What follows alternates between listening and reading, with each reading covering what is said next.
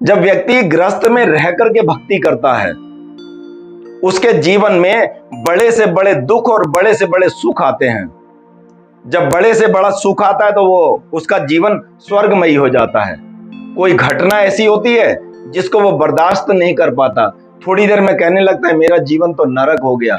नरक हो नहीं गया, वही नरक है। पहले तो आप वहां पर रुक जाएं। हम रुकते नहीं है, क्योंकि हमें एक बात बता दी गई है कि मरने के बाद नरक मिलता है और फला नाम का मिलता है, फला कर्म करने से। अब हम आते हैं संतों महापुरुषों पर।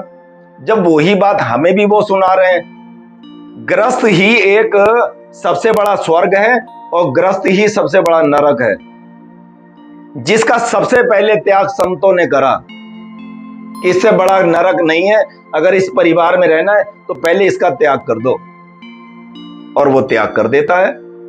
अब उन्हें पता ही नहीं स्वर्ग और नरक का।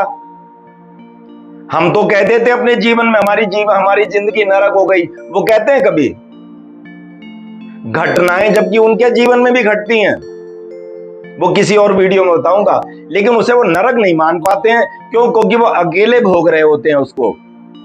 अपनों का दर्द क्या होता है, जब तक वो सामने आपके ना आए कभी स्वर्ग नरक का एहसास नहीं होगा।